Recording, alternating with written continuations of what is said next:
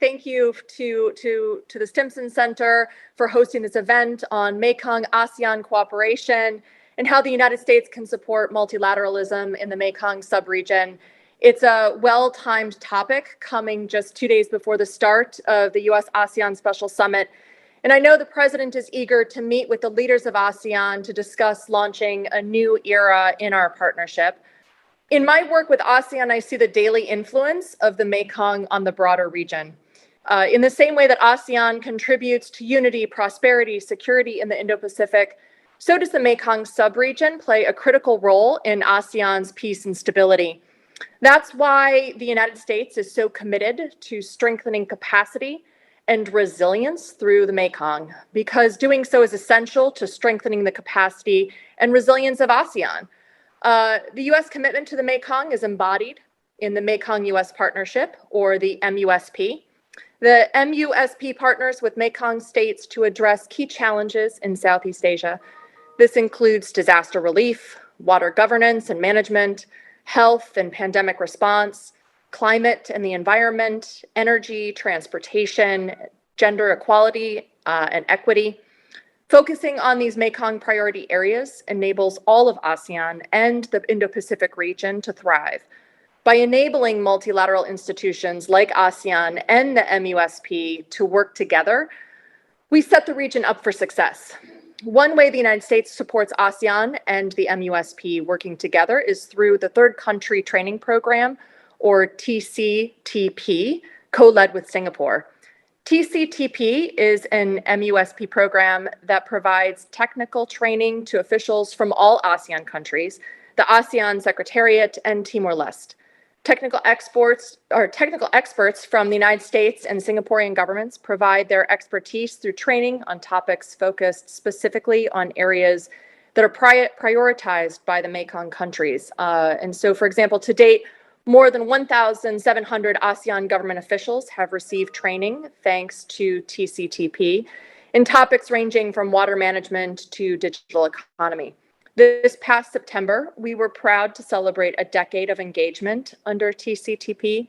Secretary Blinken and Foreign Minister Balakrishnan jointly renewed our commitment, and we were proud to include an arrangement that, per Mekong countries' request, at least one course per year will focus on issues relating to climate change and environmental sustainability.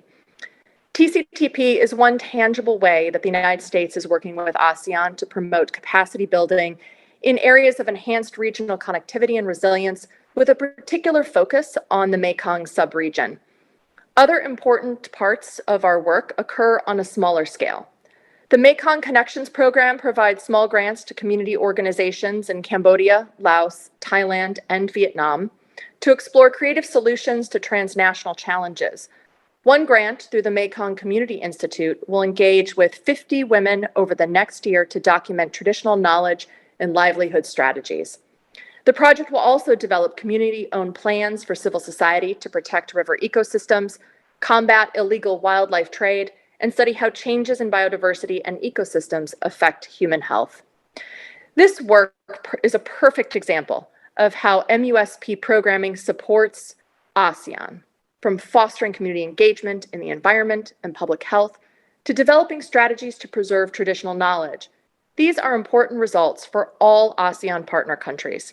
This week's US-ASEAN Special Summit will build on these commitments by announcing new partnerships to support public health, climate and economic growth, and other opportunities in the region. The Special Summit and the MUSP demonstrate the United States' enduring commitment to ASEAN, recognizing its role in delivering sustainable solutions to the region's most pressing challenges. I hope everyone will stay tuned this week for what we expect will be many high-profile announcements and the release of an ambitious and forward-looking US-ASEAN joint vision statement. The summit, the announcement of new initiatives, and the joint vision statement all point to a United States that is committed to advance our multilateral work in ASEAN and the MUSP. We have an exciting few days ahead and many more exciting years to come. Thank you. Thanks, Kate. And we do look forward to that joint vision statement coming out at the end of the week and the announcement of new initiatives. And in fact, later in the discussion, I'm going to pose a question to the panelists. If you could design a new initiative for the Mekong, what would you design? Quick question, though, about some kind of hot issues that we're discussing in Washington. Some of the bigger picture policy issues, such as the Indo-Pacific strategy and the Indo-Pacific Economic Framework, IPEF. Which seems to be in the development stages now. In your view, where does ASEAN and the Mekong fit into those larger strategic frameworks? Sure. Well, that's a fantastic question. I think as everyone knows who's read the Indo-Pacific strategy, you'd see that, the United States is committed to an Indo-Pacific region that is free and open, connected, prosperous, secure, and resilient. And we really see ASEAN at the center of the strategy in the same way that it is at the center of the Indo-Pacific region. I think if you look at the strategy itself and some of the key sort of elements of that strategy, advancing a free and open Indo-Pacific, we must partner with ASEAN to do that. And ASEAN has taken, its own steps through the ASEAN Outlook on the Indo-Pacific to talk about how it interprets a free and open Indo-Pacific. And in many ways, we see both our Indo-Pacific strategy and their outlook as interconnected and aligned. We have endorsed their outlook or mentioned it in the Indo-Pacific strategy. I think that we look forward to working with ASEAN further to talk about how our strategy and the AOIP, can further and better intertwine and align.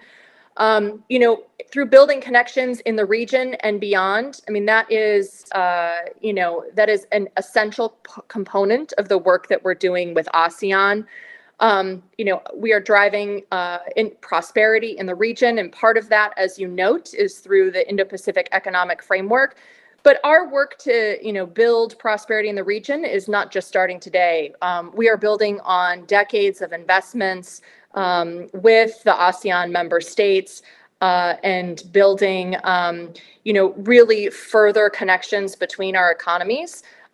Taken as a whole, the United States is one of the largest investors in ASEAN, and in our private sector has already, really robust engagements and investments in the region. And so, our goal is to build on that and create, through the Indo-Pacific Economic Framework, position all of these economies to be stronger for the future.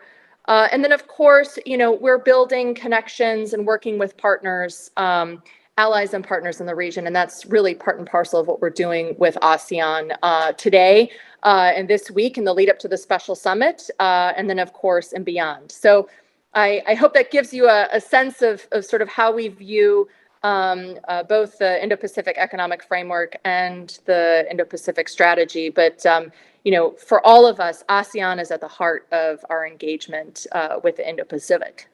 Thank you, Kate. And for those listening in, I hope that provided some inspiration and food for thought on how you can contribute to the policy discourse here in Washington on how the Mekong and ASEAN can be more squarely and more effectively built into those policy frameworks. That's always welcome. And we know that people here in Washington are always open to listening to new ideas and opportunities.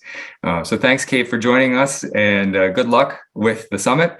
We look forward to seeing you again at the Stimson Center sometime. Thank you. Well, thank you again so much for this very kind invitation and the opportunity to speak to everyone. And I look forward to hearing how the panelists went and what great new ideas came out of some of these discussions. Thank you again.